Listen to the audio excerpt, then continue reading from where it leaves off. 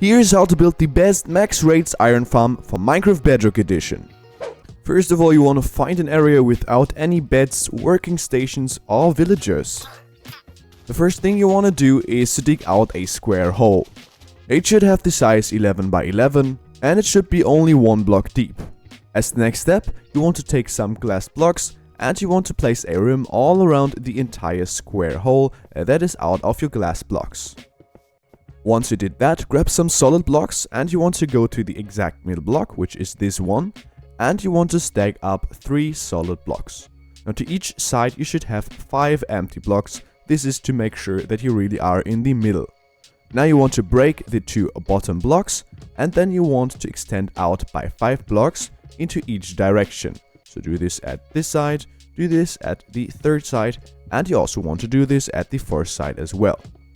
Once you did that, what you want to do is to place some more blocks so you create a solid platform out of solid blocks, and this again should have the size 11 by 11. Next, you want to go to the middle again, and there you want to remove the middle block right there. Again, make sure that you have 5 empty blocks to each side to make sure that this really is the middle block that you broke. Next, you want to take 30 beds and you want to place them around the hole. You start by placing 4 in this shape, and then you just want to go all around the first circle with a second circle out of beds, and you want to do this as long as you have beds left. Now in the end, your pattern should be looking something like this, and once you did that, the next thing to do is to go inside of the hole, and then you want to grab your workstations and you want to go to one side and remove every other block and replace it with a workstation. This will account for 5 workstations, and you want to do this on all 4 sides of the entire thing. So in the end you will have placed 20 workstations, but you still have 10 left. And now let me place the last ones. So now we have 10 workstations left to place, and you want to place these workstations in the floor. You can really place them wherever you want to, you just want to make sure that they're about equally spaced so every villager will have enough space to work on their workstations later. Now you want to remove one of the glass blocks and replace it with a solid block, and then break the block above, and then you want to place 2 ladders, and on top you want to place a trapdoor. This way you can easily access this spot down here, and if you want, trade with the villagers later.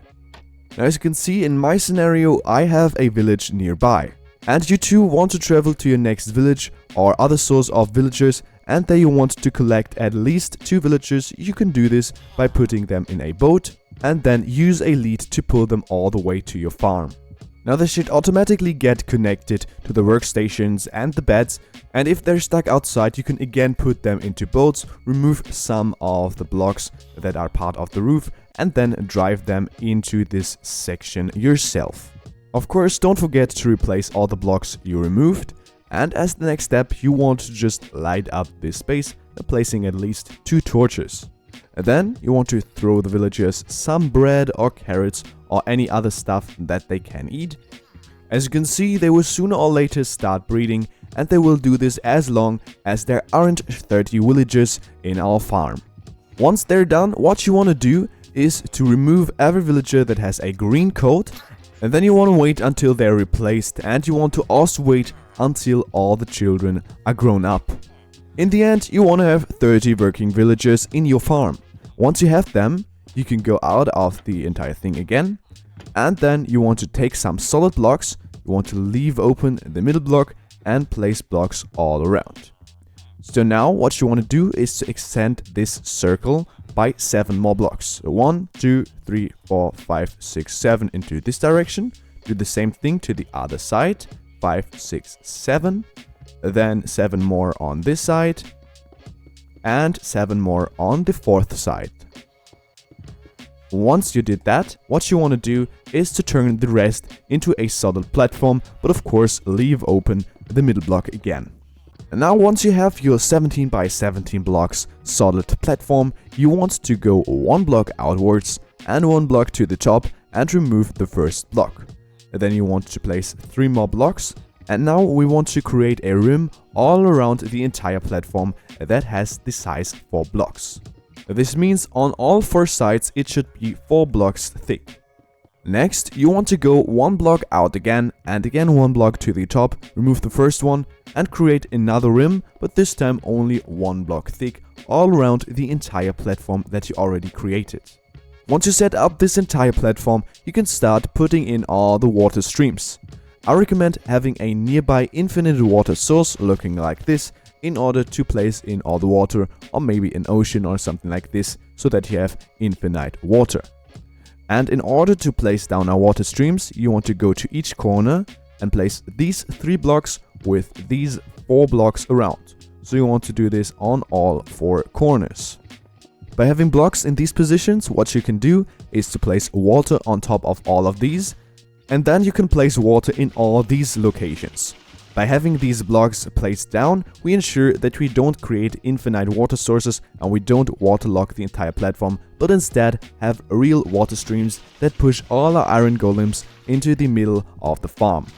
And now you want to do this on all 4 sides again, and after doing this you can remove the 3 holder blocks again. Now that we got the water streams, we can add our killing mechanism to the farm, and this is very easy and straightforward. You just want to place a sign in the middle hole. Then you want to place one more sign on top and another sign on top. And now outgoing from this sign, you want to place 4 signs, one on each of every of the sides. And then you just want to place another sign on top of all of these 4 sides. In the end, your setup should be looking something like this. And this way, we have a spot for our lava to be placed in, but prohibiting the lava from flowing out and destroying our water streams. And next, you want to enter your villager's spot again. And then what you want to do is to come to the middle, where you should still have the empty block. And then you want to place a hopper to one side, and to that side you want to place a double chest. This will be our entire storage system. All our items will be in this chest later. Now the next thing and last thing you have to do before you can start using the farm is to remove all of the iron golems that already spawned around the farm. In survival, use a source of lava because then the iron golem will not get triggered on you. Now the farm will already be working, but I recommend placing some torches all underneath your platform to prevent zombies and other hostile mobs from spawning. But apart from that, your farm is now usable and all the iron golems will already get killed automatically. And if you want to collect the loot, then you can simply do this by going to your villager spot and then just enter the chest, and we already have 8 iron ingots in this chest. This farm will be working automatically as long as you are in a 64 block radius to the farm, but if you want to, you can set up an AFK spot nearby, or you can just stand inside of your villager spot, maybe trade with the villagers, and the iron will come in automatically.